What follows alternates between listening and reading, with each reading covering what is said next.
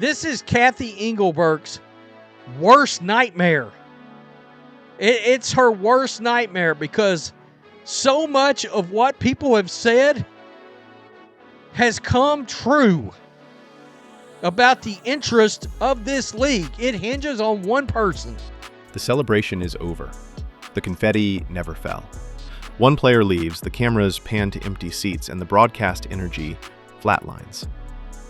If you've felt the WNBA go quiet in the last few days, you're not imagining it. This is what a vacuum sounds like. This is what happens when the league's most magnetic star, Caitlin Clark, exits the stage, and the show keeps going without a headliner. Today, we are unpacking the ratings slide, the sponsorship scramble, the messy marketing politics, and the very real fork in the road the WNBA faces right now. The WNBA and the Indiana Fever did not want people to know that Caitlin Clark was going to be out for the season. I can tell you, from the very day that they decided to let that go public, everything has dropped off a cliff. Let's start with the obvious. The Clark effect was never hype. It was a receipt. Sold-out buildings. Ticket prices that looked like NBA playoffs. Social feeds dominated by one rookie's logo threes, court vision, and charisma. Clips hit millions in hours. Local news led with WNBA highlights. People who had never watched a women's hoops game in their lives were suddenly scheduling their week around Fever tip-offs. That was real demand. Top-of-funnel attention converting into butts in seats and eyeballs on broadcasts. Norm for the WNBA is being largely ignored by the media. Largely ignored by sports media. Not considered a real professional league, to the point where people didn't even know it existed until CC22. That's just a fact. You can't believe how many times I have people come in the chat and say, I didn't even know that there was a professional women's basketball league until Caitlin. Yeah, it's the fact. Then she's out, and the energy drops. The first slate without her? Notice the vibe. Promo cuts feel flatter. Timelines go from wildfire to warm embers. The same accounts that couldn't stop posting are browsing. Sure, diehards still lock in, but the wider casual audience, the group that grows a league, doesn't just stick around by default. They need story, stars, stakes. Clark was delivering all three every single night. And that brings us to the hard question. How did the league and its partners handle the biggest growth opportunity they've had in 28 years? Because fans aren't just frustrated by the dip. They're baffled by the decisions that led here. Look, so many people stayed engaged with the team because they thought the cavalry was coming. She's coming back. We're going to have a fighting chance to win the WNBA championship. Here's the twist no one wants to say out loud.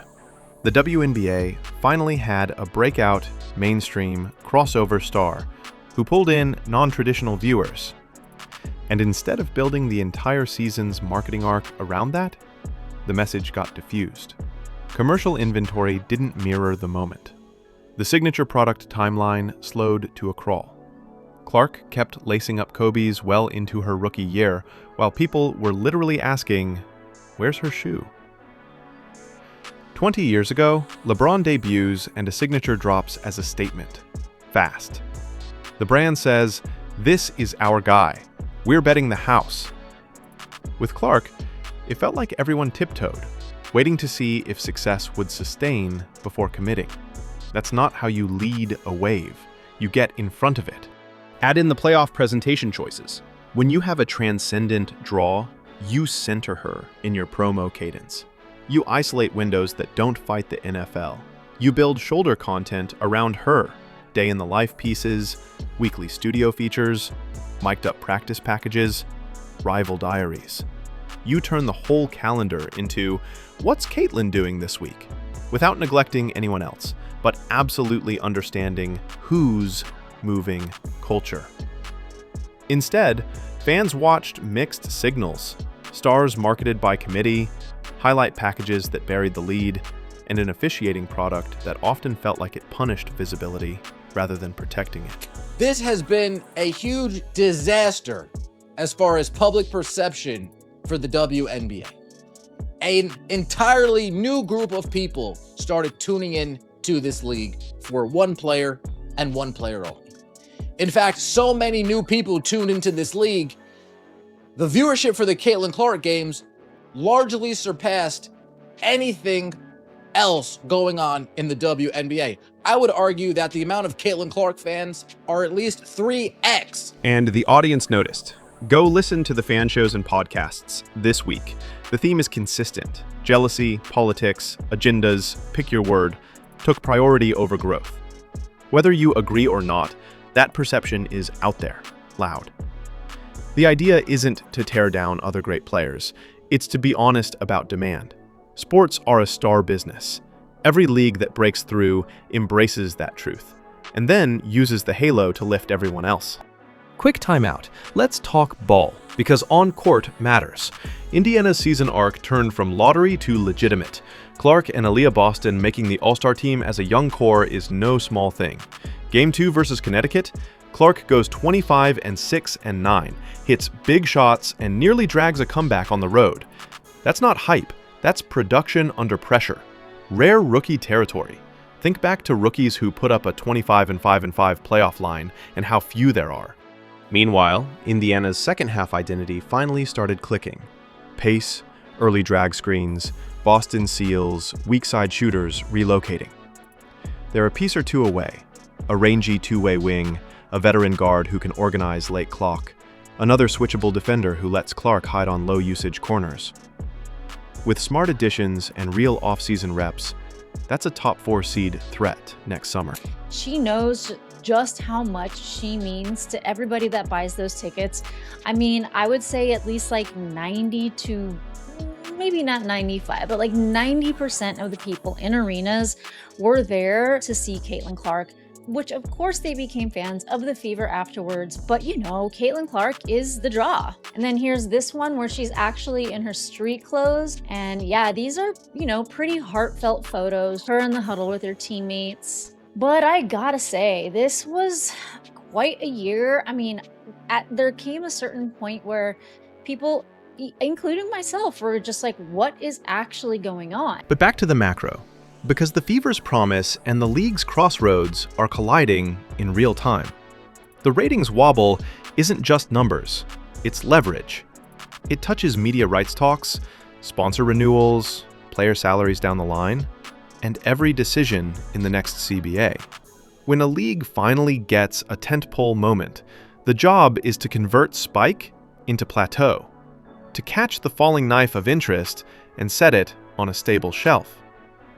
Converting looks like consistent national windows, coherent officiating, appointment viewing rivalries, and weekly destination shows that make casuals feel like insiders.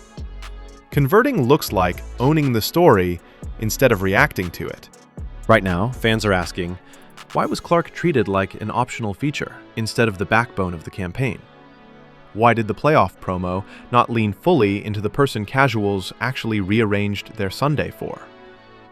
Why did the broadcast aesthetic look the same as last year, when the audience profile had changed overnight? I mean, the perfect example, the game in Baltimore the other day with the Mystics. Nearly 3,000 fans decided not to show up, and they paid for the ticket. What does that tell you? Now, one thing we're not going to do here, pit players against each other, as if growth is a zero-sum identity war. A'ja Wilson is phenomenal. So is Clark, so is Boston, so is Stewart. Building a league is not about either or. It's about and. But and starts by acknowledging the gravitational center, and then using it to pull everything else higher. The NBA didn't shrink when it went all in on Jordan.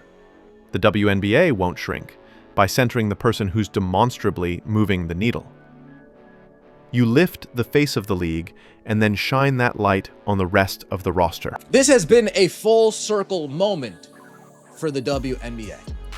with all the chatter of Kathy Engelbert saying, oh, if one player gets injured, one player, well, you have it. That one player got injured. And now you have it. There's no conversation around the league. No positive, no negative, no conversation at all. The only media talking about the WNBA are the content creators, are the YouTubers, are people with podcasts, people with their own shows, etc., etc. But you go on to ESPN, nobody's talking about the W. You go on to Fox Sports, nobody's talking about the W. The WNBA has managed to turn off a fan base that would have elevated this league. Let's also be real about the fan emotions in play. A chunk of the audience believes jealousy and bitterness from parts of the ecosystem, players, media, even sponsors, pushed back on Clark's rise and, in doing so, kneecapped momentum.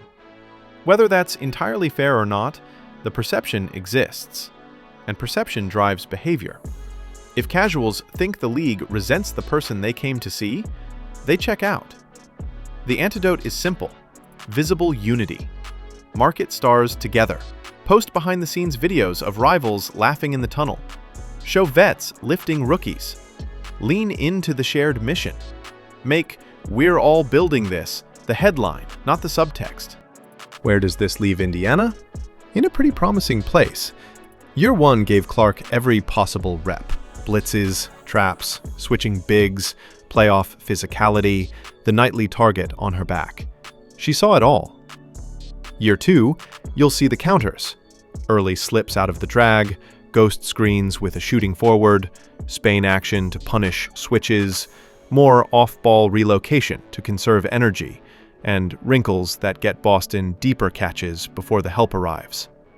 Add a two-way wing who can guard 1 through 3, set hard screens, and hit corner threes at 37% plus, and the spacing problem starts to solve itself.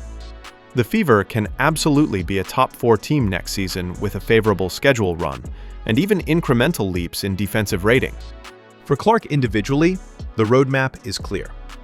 Tighten the handle in traffic against length. Absorb contact on drives without losing balance. And weaponize decoy gravity to generate open looks for others in late clock. She already led the league in "why did she just see that pass" moments. Give her a full offseason with NBA-level skill coaches and better continuity around her, and the leap will be obvious on opening night. When she was supposed to return versus the Minnesota Lynx, supposedly, and then the Scott Agneses and all them start talking about she suffered a bone bruise in Phoenix, I told y'all it was a wrap. It was done. It was done. They knew it. And I believe they've known far longer. They have known. They've kept us fans in the dark, and it sucks. It absolutely sucks. Man, I was so looking forward to watching Caitlin Clark play this season. Now we have to wait an entire offseason, and we don't even know what's going to happen. There might be a lockout. There might not even be a 2026 season, guys. So, is the season over without her? For the casual boom, probably yes. For the diehards, absolutely not. For the business, it's a warning shot. The playoffs can still deliver great basketball, but the broader momentum is already telling us the truth. Stars sell, and this star in particular sells at a level the league has never seen.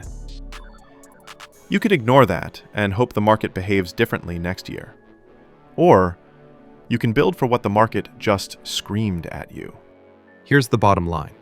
Clark didn't break the WNBA. She exposed the gap between potential and preparation.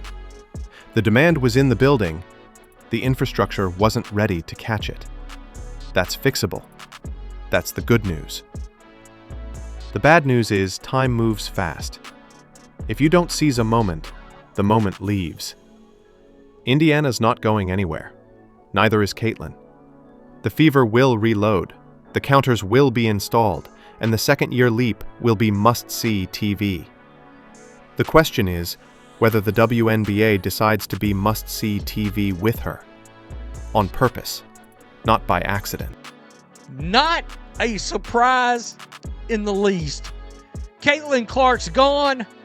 The WNBA, goodbye. Your turn. Did you feel the post-Clark drop-off? Was it the schedules, the promos, the officiating, the storylines, or all of the above? What's the one change you'd make before opening night next season? Drop your take in the comments. If you want unfiltered, high-retention breakdowns all off-season, roster moves, scheme tweaks, marketing pivots, hit subscribe. Because the next months will decide if this was a short season sugar high or the start of something massive.